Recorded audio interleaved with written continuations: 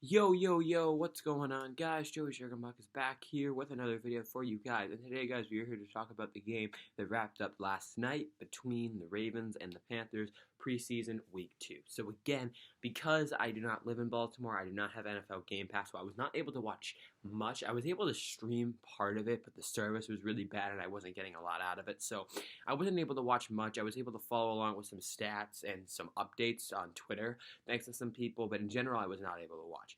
So, first off, another win for the Ravens. We kind of dominated this one. The Panthers got the first 3 points of the game, and then we just scored 20 unanswered points. And we extend our preseason win streak to, I think it was 19, and that ties Vince Lombardi's Packers, I think it was, for the most consecutive preseason wins or something like that. It's crazy, man. We just dominate in the preseason. Got another win last night, so let's keep it going. So Lamar Jackson did not play. Interestingly, Tyler Huntley played a full game because Trace McSorley was hurt. Lamar Jackson wasn't playing. Tyler Huntley got a full game. Actually, pretty much a full game. I think Kenji Bahar, I don't know how to pronounce his name, came into at the very end, but Huntley essentially got a full game. That was so cool, and I'm sure he was happy to take advantage of that. So in terms of how Huntley played, he was okay, not great. The thing about Huntley is some of the plays that he makes are really good. Some of his throws are smart. They're lasers. He squeezes them in. He's smart in some cases. But then other plays you're kind of like, what is he doing? So he's inconsistent. But in general, I like what I saw from him. I think he throws well. I love how mobile he is. He's great at eluding defenders. But he takes too many hits. He made a mistake last week. He took a massive hit, fumbled. You can't do that. And of course, he did throw the interception. It was off a deflection, so it's hard to fault him for that. But in general, it was not a great read. The receiver wasn't really open, I didn't think. So it was not a great decision in general. It was on the first drive, I think. He only threw one pick, I'm pretty sure. And then again, I think there were a couple of drops. I know Tylan Wallace had a bad drop in the end zone. It was a great throw by Huntley. He was moving around, should have been caught. But yeah, that's that's pretty much it for Huntley. I think he was okay. Again, he wasn't bad. Could have been better, but we threw the ball a lot. I think it's probably because, Roman wanted to get him some reps, which is fine because it's preseason. No one cares. He probably wanted to let the receivers flash a little bit. So that's cool. And then as for the Ravens running back, so Gus Edwards did play this time. He did not play last week. I think he had a family condition or something. Dobbins played as well. And then Tyson Williams, I know, was someone who continues to flash, and he's competing for the number 3 running back spot. So that's something to keep an eye on. He did well last night, too. So there's that. And offense in general, I mean, we scored 20 points. It's okay, I guess. None of it was on defense, at least as far as I know. Edwards, of course, man, as I've been saying for a while, continues to do well. He had 4 carries for 28 yards. He had one big run when he was stiff-arming 3 people. Telling you, man, Edwards is the guy. So glad we kept him. Dobbins continues to get off to a rough start, and here's the thing. So, an argument that I see from a lot of people is, Dobbins isn't doing well because he's playing with the backup offensive line, which is trash. So, okay, but why is Edwards doing way better with the same offensive line? It's not like when Edwards comes in, they switch the offensive line. It's the same offensive line that Edwards is playing with, too. So, I don't know, but for right now, Dobbins is not living up to expectations, as I expected. I told a lot of people already, I'm containing my hype for him. I think he could be good, but I'm not going to, fully engage on him until I see him really consistently shine. And again, this isn't hate towards him. He could be good, again, as I said. And preseason doesn't matter. But at the same time, for right now, Edwards is outplaying him. And he didn't have a great week of practice. I know in joint practices with Carolina, he fumbled. It wasn't exactly his fault. It was a bad handoff, mishandle, but it still was a fumble nonetheless. He got really pissed, I know. But for right now, Dobbins is not having the start that he was looking for. Anyways, so that's that. Receivers, so many were out, of course. Marquise Brown, Rashad Bateman, Miles Boykin. So it was a great opportunity for Tylan Wallace to shine, and Prochet too. One thing that I'm noticing, which is not exactly a good thing, Prochet seems to be a big practice guy, but it doesn't seem to be translating to the game. I mean, he's probably been our best receiver in practice, to be honest. Even when Bateman and Brown were there, I still think Prochet was our best receiver. He was shining all over the place. But he hasn't done much in the games at all, actually.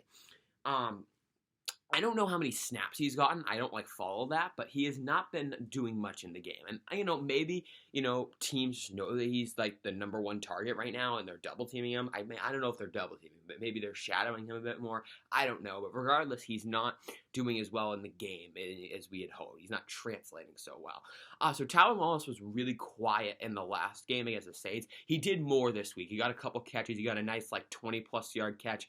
But he did drop, as I mentioned earlier, a touchdown from Huntley. It would have been a 25, 26-yarder, I think. Should have been caught, no doubt. It was a great throw by Huntley, back shoulder. Wallace simply couldn't reel it in. Should have been caught, no doubt.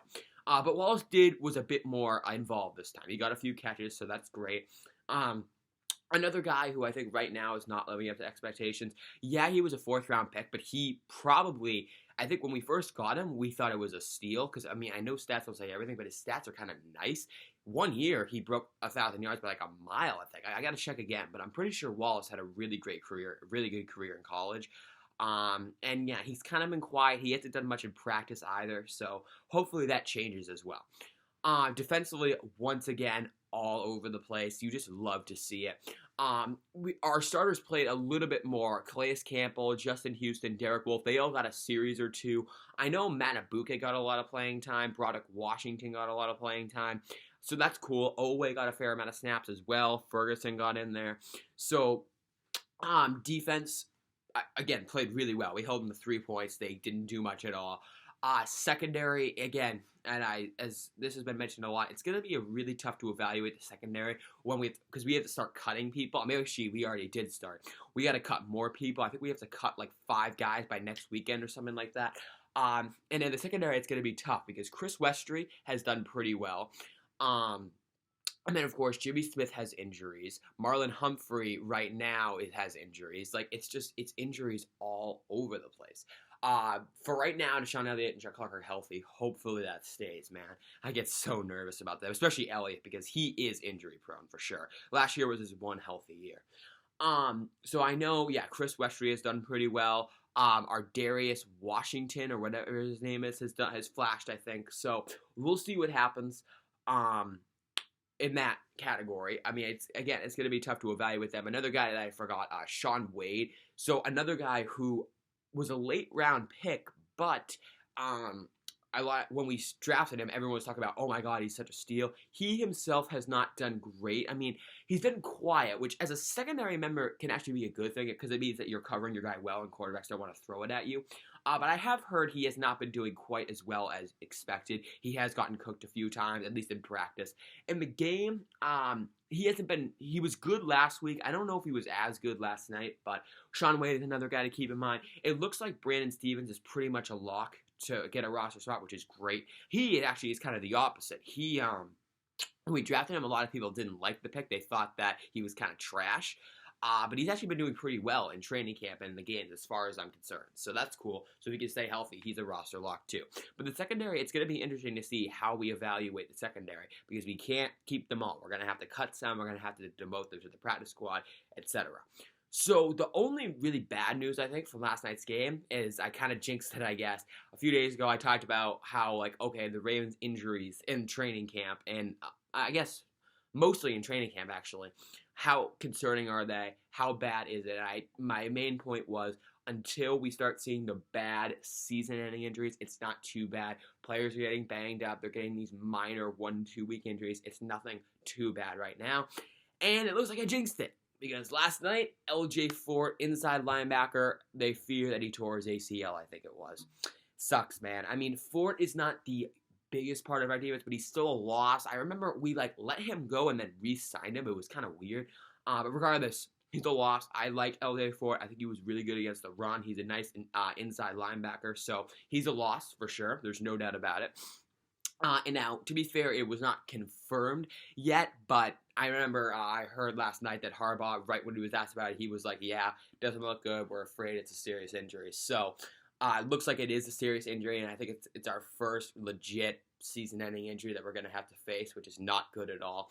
And I hope that it all pans out well for him. I hope this is all oversell that it's not as bad as we think, but you can't live on so many lies. To be fair, Jimmy Smith was literally carted off the field a few weeks ago, and it turns out it wasn't that bad. Now that we're on that topic, Smith was kind of supposed to be back by now, I thought, but according to a resource on Twitter, he is supposed to be back this week. So regardless, point being, it looks like Jimmy Smith might be out for the year. When he got hurt, he is going to come back soon. So I guess there's hope that Fort's okay, but I didn't see the play either, but apparently he limped to the locker room, and it looked like it was ACL related, and whenever it's ACL related, it's a problem. You got to hope it's just a sprain, but even a sprain can last a bit, and if it's a tear, you're done for the year. That requires, I think, surgery. It's awful. So, not good at all. LJ Fort's a loss. So there's been discussion now on if we should trade for a linebacker, sign, I don't know if there are any free agents, or bring someone up. So another guy who I think we drafted, Christian Welch. He's an inside linebacker. So he might actually now get a spot. I don't know if he was going to regardless, but because Fort is possibly and likely out for the year, or at least out for a long time, Welch is probably going to have to step in because we have Patrick Queen, we have Malik Harrison, but they can't play every snap. So Welch might get a roster spot. We could trade or sign a linebacker. I don't really think there are any valuable free agents out there. I mean, of course, there are a lot of really good inside linebackers: Bobby Wagner, Darius Leonard, KJ Wright, Fred Warner, all of them. But those guys, of course, locked into contracts. They're going to cost a fortune. So we're not going to get any of those guys. But I do wonder what we're going to do with that, because it definitely looks like Fort's injury is serious. So we'll see what happens. But guys, that is pretty much the end of this game. I'm glad I'm in another win. Preseason games, I think typically, especially in the second half, are kind of boring, but and once the regular season starts, me, I'll be much more animated with the updates and everything. But for now, a great win for the Ravens. I'm glad we kept our preseason win streak alive, and now we can officially turn our attention to a tough football team, as they call them, next weekend. And I gotta be honest, I am a bit concerned about us. I mean, again, if we lose a preseason game, it is what it is. Or if we lose a game, it is what it is. If it's a preseason, it doesn't matter. But more importantly, we're facing a really tough defensive front. That's maybe one of the best defensive lines in the league. And our offensive line is not that healthy. So that is something to keep in mind. I'm a little worried because as far as I know, I don't know if we're going to do joint practices again with them, but we're going to have to figure out some game plan because their defensive line is really good. And last time when we played them last year, and again, I know that was a regular season game, they were without Chase Young. So that makes a big difference. Assuming nothing happens this week, Chase Young is fully healthy. So I'm going to have to really game plan for that. But I guess the good news is our offensive line is starting to get healthy. Stanley working his way back. Bozeman's back. Zeitler is back. That was a huge addition. Zeitler actually played yesterday a little bit. No, he didn't re-injure anything. Villanueva has been healthy for the most part. So that's great to hear. And Ben Cleveland is supposedly coming back this week. Well, actually, he was back last week, but he didn't really participate in 11-on-11s, I don't think, or the team drills. He should participate in team drills this week, as far as I know. So that's great to hear. Our line is getting healthy, but still, I do worry because Washington's defensive front is tough for sure. So, guys, that is going to do it for this video. I hope you all enjoyed it. If you did, please be sure to drop a like on the video and subscribe to the channel if you are new. And I am out. Peace out. Have a great day. Thank you so much for watching. Go Ravens. And I'll see you guys next week with a recap on the Ravens football team. Or if something big happens this week, I will keep you guys updated.